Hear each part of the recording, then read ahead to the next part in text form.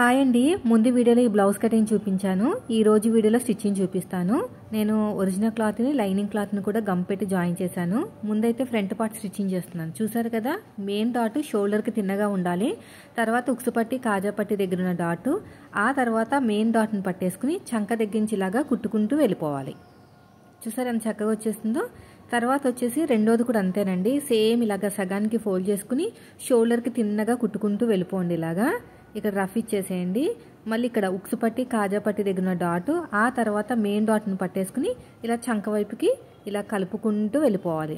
మధ్యలో 3 డాట్లకి మధ్యలో గ్యాప్ అనేది 1.5 ఉంటేనే మీకు మంచి కప్ అనేది నిలబడుతుంది అనమాట. ఓకేనా? లేదంటే 1.5 ఉండాలి. అంతేగాని 1 ఇంచ్ ఉంటే మాత్రం మరీ షార్ప్ అనేది రాదండి. మంచిగా రావాలి అంటే మాత్రం 1.5 1.5 3 డాట్లకి మధ్యలో గ్యాప్ అనేది అంత ఉండాలన్నమాట. అప్పుడు కప్ అనేది నిలబడుతుంది. అయితే నేను షార్ట్ వీడియోలో షేర్ చేశాను. నాకు షేప్ బెల్ట్కి క్లాత్ లేదు అడ్జస్ట్ చేసి కుట్టాలని. ఇక్కడ చూడండి, నాకు హ్యాండ్స్ కట్ చేసిన తర్వాత లెఫ్ట్కి రైట్కి మిగిలిన క్లాత్ అనమాట. దీన్ని జాయిన్ చేశాను. నాకు తెలిసి 1 సైడ్ మాత్రమే వస్తుంది. ఇంకో సైడ్ అయితే మనకి నెక్ దగ్గర కట్ చేసిన పీస్ ఉంటుంది కదా, అది రెండో దానికి వాడుకోవచ్చు. అయితే ఇక్కడ అంతా బార్డరు జాయింట్లు అంతా ఉంది కదా, నీట్గా లేదు కదా. అప్పుడు నేను ఏం చేశానంటే ఇది వచ్చేసి రైట్ సైడ్ వైపుకి వచ్చేటట్టు చూశాను అనమాట.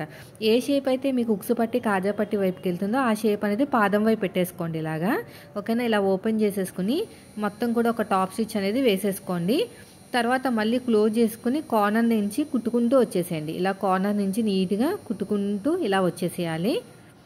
ఎక్స్ట్రా ఉన్న క్లాత్ను కూడా కట్ చేసే ముందు నేనైతే కొంచెం కుట్టు వేసేసుకుని దీని ఫ్రంట్ పార్ట్కి జాయిన్ చేసుకుని ఓవర్లాక్ చేసేసుకుంటాను. కొంచెం తొందరగా వర్క్ అయిపోతుంది. మీ దగ్గర ఓవర్లాక్ లేకపోతే ఇన్విజిబుల్ షేప్ బెల్ట్ నేను ఎలా కుట్టాలో చెప్పాను కదా ముందు వీడియోలో, సో అది చూసి అలా కుట్టేసేయండి. ఇది అతుకుల కింద వచ్చింది కాబట్టి రైట్ సైడ్ వైపుకి అయితే వస్తుందండి.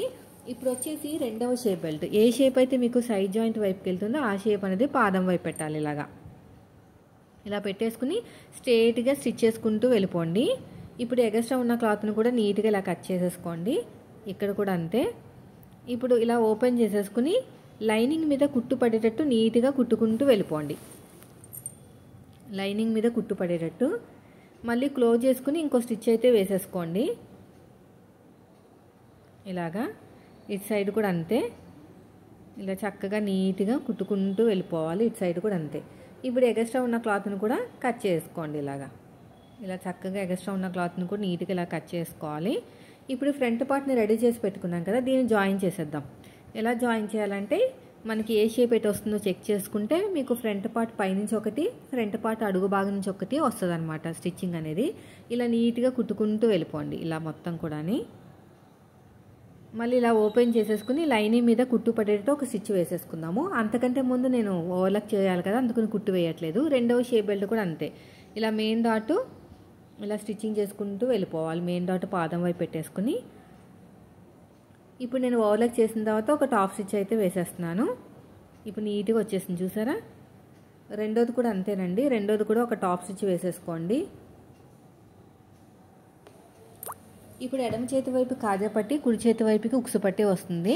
అయితే నేను కాజా పట్టి కోసం నెక్ దగ్గర కట్ చేసిన పీస్ని అయితే వాడతానండి. కానీ ఇప్పుడు షేప్ బెల్ట్ కోసం వాడేశాను కదా, అందుకు నేను లైనింగ్ క్లాత్ మాత్రమే కుడుతున్నాను. ఒరిజినల్ క్లాత్ ఇంకా లేదు. అది 3 ఇంచుల కన్నా కొంచెం వెడల్పు ఎక్కువ తీసుకున్నాను. దలసరిగా ఉంటేనే మనకి పీలికిపోకుండా ఉంటుంది. అడుగు భాగం నుంచి కుట్టుకుంటూ వెళ్ళండి. ఇలాగ డబల్ ఫోల్డింగ్ చేసేయండి ఇదంతా కూడా. కొంచెం వెడల్పు అనేది దలసరిగా వచ్చేటట్టు చూసుకోండి. మళ్ళీ మన వైపుకి తిప్పేసుకుని ఇంకొక స్టిచ్ అయితే వేసేసుకోండి. కాజా పట్టి అయిపోయింది కదండి. ఉక్సు పట్టి కుట్టుకునే ముందు ఒకసారి కాజా పట్టి మీద పెట్టుకుని చెక్ చేసుకోవాలి కరెక్ట్గా వచ్చిందా లేదా. నాకు రాలేదు, కొంచెం ఎక్కువ వచ్చింది. డాట్ అనేది సరిగ్గా పట్టుకోలేదన్నమాట. ఖర్చు అనేది రెండింటికి సమానంగా లేదు. సో ఇప్పుడు చూడండి, ఇప్పుడు కరెక్ట్గా వచ్చేసింది. ఇప్పుడు ఏం చేయాలంటే ఉక్సు పట్టి కోసం 1.5 ఇంచు వెడల్పుతోటి లైనింగ్ క్లాత్ తీసుకోండి. 1.5 ఇంచు వెడల్పుతోటి లైనింగ్ క్లాత్ తీసుకోవాలి. కూర ఉన్నది ఉండకూడదు, కట్ చేసేయండి. కూర పాటు ఉంటే మనకి రాదనమాట సరిగ్గా. సో పొడుగు సరిపోకపోతే మళ్ళీ జాయింట్ వేసుకోండి. అంతేకాని ఉన్నదాంతో అడ్జస్ట్ చేద్దామని చేస్తే మాత్రం నీట్గా రాదు. సో నాకైతే స్ట్రేట్గా ఉన్న క్లాత్ని తీసుకోవాలి, మళ్ళీ క్రాస్గా ఉన్న క్లాత్ని తీసుకోకూడదు. మళ్ళీ క్రాస్గా ఉన్న క్లాత్ తీసుకుంటే సరిగ్గా రాదు. నేనైతే జాయింట్ వేసేసుకున్నాను. వేసుకున్న తర్వాత ఇక్కడ ఎగస్ట్ ఉన్న క్లాత్ని కూడా కట్ చేసేయండి. ఇప్పుడు పైనుంచి పెట్టండి. ఇలా పైనుంచి పెట్టుకుంటూ డాట్ వచ్చిన చోట చిన్న ఫ్రిల్లు పెట్టేసుకుని నీట్గా కుట్టుకుంటూ వెళ్ళిపోవాలి. ఎగస్ట్రా ఉన్న క్లాత్ని కట్ చేసేయండి. ఇలా ఓపెన్ చేసేసుకుని ఒక టాప్ స్టిచ్ వేసేసుకుని లోపలికి ఫోల్డ్ చేసేసేయండి. సో ఈ 1.5 ఇంచ్ అంతా కూడా లోపలికి ఇలా లోపలికి వెళ్ళిపోవాలి, బాగా వెళ్ళిపోయి నీట్గా స్టిచ్ చేసుకుంటూ వెళ్ళిపోవటమే మొత్తం కూడా. ఇప్పుడు ఎగస్ట్రా ఉన్న క్లాత్ని కూడా కట్ చేసేయండి. ఇప్పుడు ఒక దాని మీద ఒకటి పెట్టుకుని చెక్ చేసుకోండి ఇలాగా. సో మనకైతే కరెక్ట్గా వచ్చేసింది.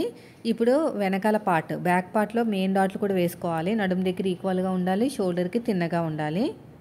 తర్వాత ఇక్కడ కూడా అంతే, నడుము దగ్గర ఈక్వల్గా ఉండాలి, షోల్డర్కి తిన్నగా ఉండాలి. ఇప్పుడు నడుము దగ్గర ఈక్వల్గా పెట్టుకుని దీనిపైన మన ఫ్రంట్ పార్ట్ పెట్టుకుని ఎంతైతే మనకి పట్టి ఖర్చు కావాలో అంత ఉంచుకుని ఎగస్ట్రా ఉన్న క్లాత్ని కట్ చేసుకుని, నాకు ఎక్కువ ఏం రాలేదు.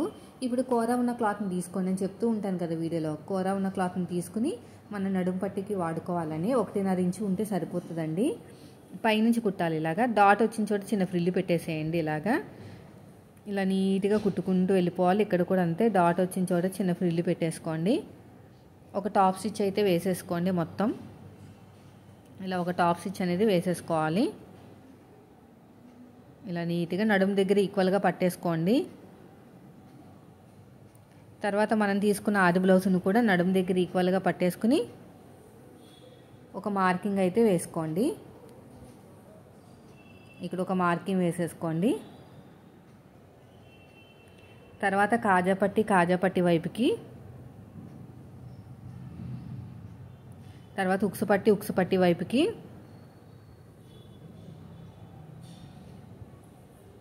ఇప్పుడు షోల్డర్స్ని జాయిన్ చేసేసుకుందాం. పైపింగ్ ఎలా కుట్టాలో నేను షార్ట్ వీడియోలో షేర్ చేస్తాను. ఒక సిస్టర్ అడిగారనమాట షార్ట్ వీడియోలో షేర్ చేయమని. తిన్నగా కుట్టేసుకుని కొంచెం నెక్ వైపుకి స్లోప్ ఇవ్వండి. ఇక్కడ కూడా అంతే, ఇలా పట్టేసుకుని నెక్ వైపుకి లైట్గా స్లోప్ ఇచ్చేయాలి. ఇప్పుడు నేను లైనింగ్ క్లాత్కి అతుకులు పడతాయి, ఒరిజినల్ క్లాత్కి పడవని షార్ట్ వీడియోలో చెప్పాను. సేమ్ అంతే అనమాట. ఇప్పుడు లైనింగ్ క్లాత్కి అతుకులు పడినాయి, ఒరిజినల్ క్లాత్ పడకుండా ఉంటానికి కొంచెం ఖర్చు ఎక్కువ పెట్టుకుని కట్ చేసుకున్నాను అనమాట. సో ఇది వచ్చేసి మనకి బార్డర్ వచ్చింది కాబట్టి తిప్పేసుకుంటే సరిపోతుంది. ఇలా నీట్గా కుట్టుకుంటూ వెళ్ళిపోండి. మళ్ళీ ఇలా క్లోజ్ చేసేసుకుని కార్నర్ నుంచి కుట్టుకుంటూ వెళ్ళండి. ఈ కార్నర్ నుంచి చక్కగా నీట్గా సర్దుకుంటూ వెళ్ళాలన్నమాట. ఇలా మొత్తం కూడా అంతే.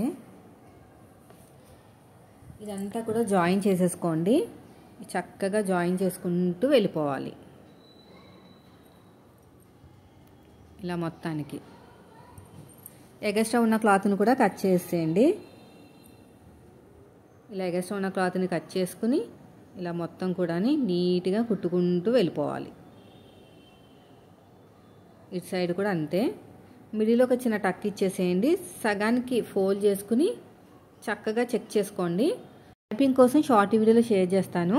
ఇప్పుడు ఏ పార్ట్ ఎటు వస్తుందో చెక్ చేసుకోండి. కరెక్ట్గా మిడిల్లో పెట్టేసుకుని బ్యాక్ రావాలి, ఫ్రంట్ రావాలి. ఎందుకంటే ఫ్రంట్ పార్ట్లో మనం లోతు తీస్తాం కదా, ఆ లోతు హ్యాండ్ లోతు కలవాలన్నమాట. మధ్యలోంచి మాత్రమే కుట్టాలి, పాదం ఇంచు డిఫరెన్స్ తోటి.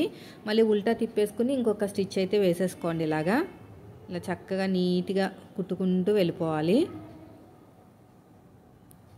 మళ్ళీ ఫస్ట్ నుంచి లాస్ట్ వరకు ఇంకొక స్టిచ్ అయితే వేసేసుకోండి.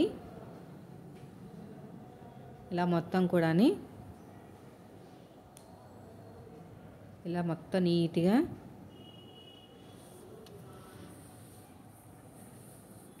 తర్వాత వచ్చేసి ఇంకొక స్టిచ్ కూడా అంతే.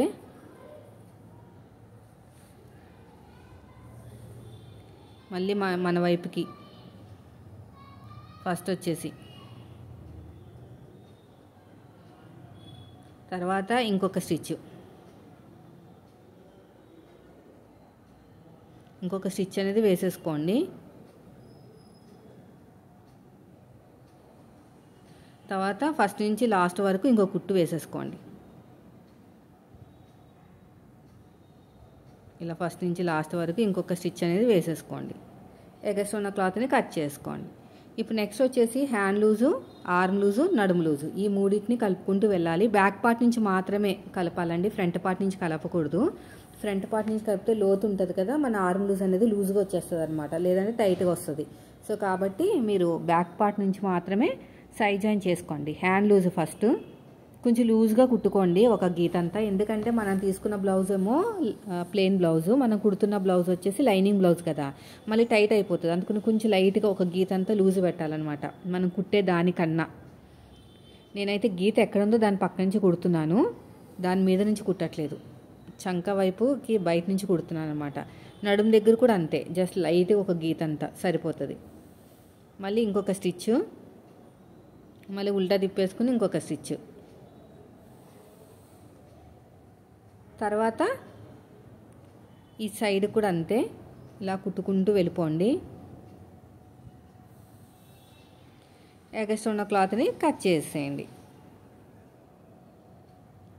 అంతే అయిపోయిందండి. తర్వాత వచ్చేసి రెండోది కూడా అంతే, హ్యాండ్ లూజు, ఆర్మ్ లూజు, నడుము లూజు ఈ మూడింటిని కలుపుకుంటూ వెళ్ళిపోవాలి.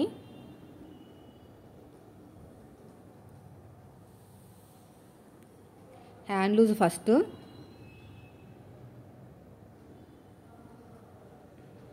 ఇక్కడ ఒక మార్కింగ్ వేయండి. ఇక్కడ ఒక మార్కింగ్ వేసుకుని కరెక్ట్గా ఇలాగ స్టిచ్చింగ్ చేసేసుకుని ఇక్కడ కూడా అంతే, ఇక్కడ రఫ్ ఇచ్చేసేయండి. తర్వాత ఉల్టా తిప్పేసుకుని ఇంకొక స్టిచ్,